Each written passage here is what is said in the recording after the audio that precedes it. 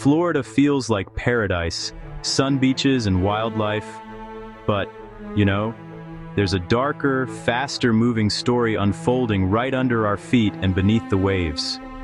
Over the last few decades, species that don't belong here have arrived, adapted, and multiplied in ways that are rewriting the rules of the ecosystem. I'm not exaggerating. Entire food webs, neighborhoods, and shorelines are being changed by animals that were never meant to live in this place. Today I'm going to take you on a tense, dramatic tour of 6 invasive animals that are ready to take over Florida. These little frogs look harmless until they start outcompeting native species and clogging pipes in suburban homes. Cuban tree frogs arrived with human help. Stowed away in plant shipments and cargo once introduced to Florida, they exploded in numbers. They're voracious generalists, eating insects, eating smaller frogs, hurting native tree frog populations, depriving them of food, taking nesting sites. Sticky pads let them climb into gutters, into vents, into drains. Homeowners call pest control when pipes get blocked. Wildlife managers warn they disrupt urban infrastructure and natural habitats. Their skin secretes toxins, can damage predators' eyes, and cause allergic reactions in people. Hazards in backyards, schools, parks. They reproduce quickly. Eggs and tadpoles thrive in bird baths and on pool covers. With flowing feather-like fins and dramatic zebra stripes, the lionfish seems to fly through the sea. But this mesmerizing beauty conceals a deadly secret. The lionfish is one of the most destructive invasive species in the Atlantic, a silent predator devastating reef ecosystems. Native to the Indo-Pacific, the lionfish's journey into the Atlantic began with aquarium releases off Florida in the 1980s. From that small starting point, they have multiplied exponentially. Today, their invasive presence is a defining threat for coral reef communities already struggling with climate change and pollution. A key to their success is a formidable defense: 18 venomous spines delivering a potent neurotoxin. This armor makes them virtually immune to predation in their new environment. While rarely fatal to humans, a sting is intensely painful and requires caution. With no natural predators to keep them in check, their populations have exploded, reaching densities up to 10 times higher than in their native range. Lionfish are relentless ambush predators. They use their fan-like fins to corner prey, then strike with incredible speed, swallowing victims whole. They consume over 70 different species, primarily juvenile reef fish and crustaceans. By decimating populations of herbivores like parrotfish, they trigger a cascade of ecological damage. Without these vital grazers, algae overgrows and smothers the coral, starving it of sunlight and leading to the decline of the entire reef structure. Their reproductive strategy makes the problem even worse. A single female can spawn tens of thousands of eggs every few days, year-round.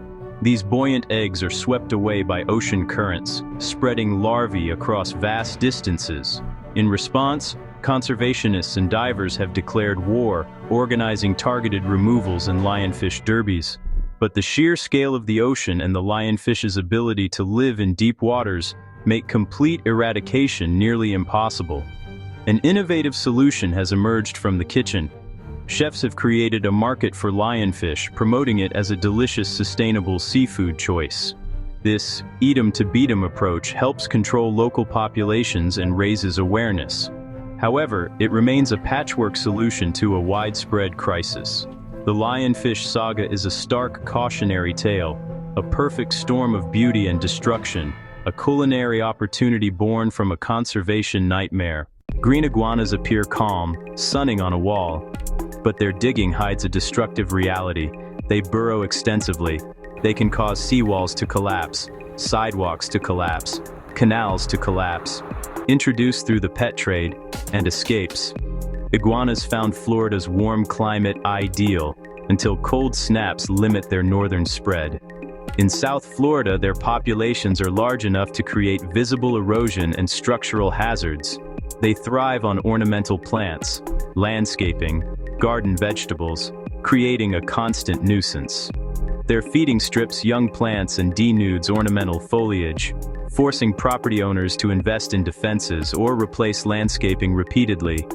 Their burrowing is the worst infrastructure threat, beneath sidewalks and seawalls, undermining foundations and increasing coastal erosion. Repairs are repeated.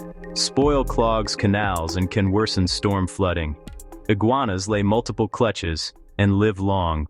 Control is tricky: permits, legality, disease risk. So management focuses on deterrence, exclusion, and public education. Harmless-looking reptile, real public safety, and property costs. Meet the Argentine black and white tegu, a native of South America's savannas and rainforests.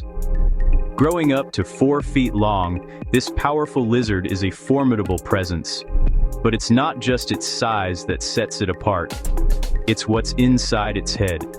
These are highly intelligent and adaptable reptiles that hunt with the cunning of a small predator.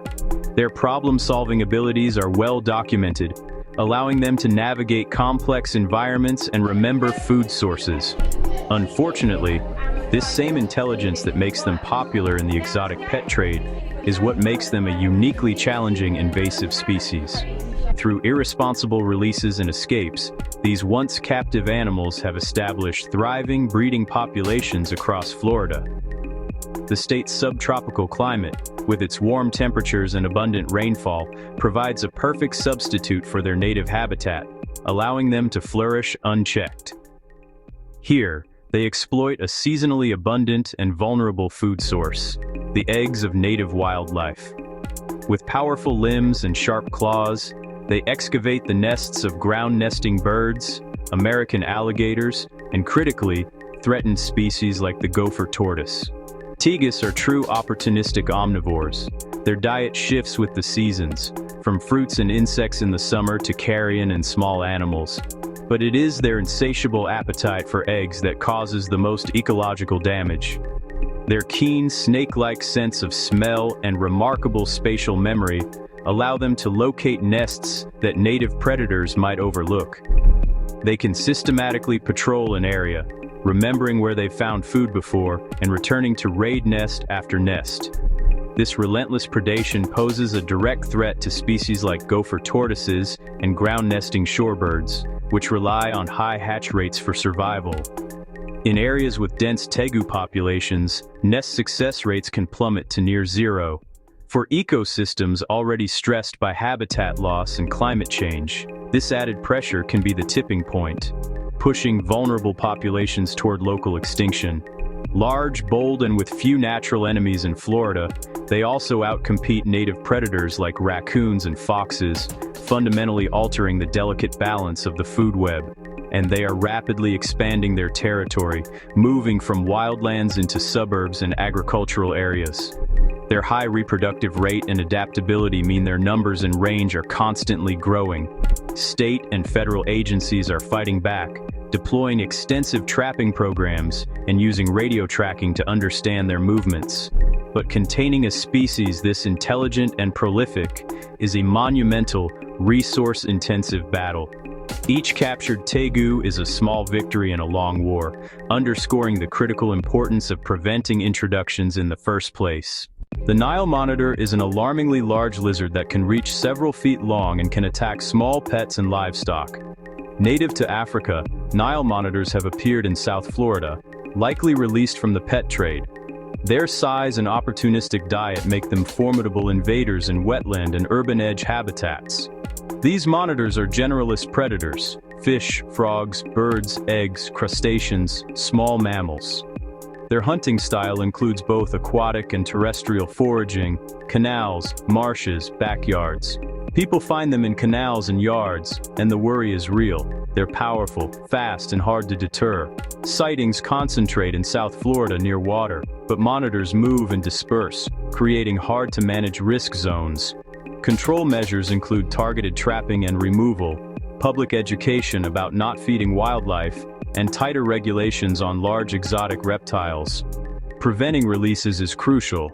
One predator can shift prey behavior, food webs, and how people use wild spaces. In the Everglades, a new king reigns. The Burmese python, an apex predator from Southeast Asia, has found a vulnerable kingdom in South Florida.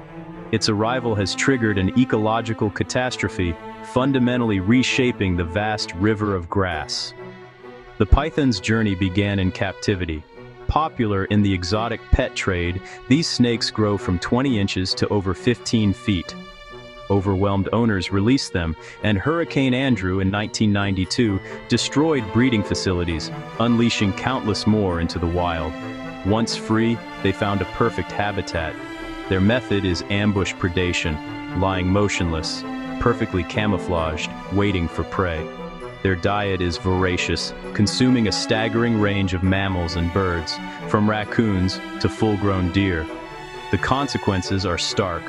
In the python's core range, populations of raccoons and opossums have plummeted by over 95%. The once common marsh rabbit has effectively vanished. The Everglades are falling silent. Controlling their spread is extraordinarily difficult. Their cryptic nature makes them masters of concealment. Despite organized hunts and advanced detection methods, the scale of the problem is immense. Their biology gives them a powerful advantage. A single female can lay up to 100 eggs, and they can survive months without a meal. Complete eradication, most scientists agree, is likely impossible. In an ecosystem already stressed by development, the Burmese python is a transformative force, an apex predator rewriting the fundamental rules of survival. So, what can we actually do? First, prevention. The simplest step, don't release pets, inspect shipments, and report sightings, cuts off the problem before it starts. Agencies need better funding and public cooperation to monitor hotspots, and communities must push for stronger regulations to stop future invasions. Second, support removal and research. Volunteer, report invasives, and back science that helps detect and control populations. Some solutions are creative, like lionfish dining trends, but most require long-term commitment, funding, and smarter policies. Finally, remember, this is a human-made problem with human-scale solutions. These 6 invaders, frogs, fish, lizards, and snakes, thrived because of our choices. By changing behavior, supporting management, and staying informed, we can slow the takeover and protect the ecosystems we depend on. Act now, share this knowledge, and let's keep Florida's wild places alive for future generations.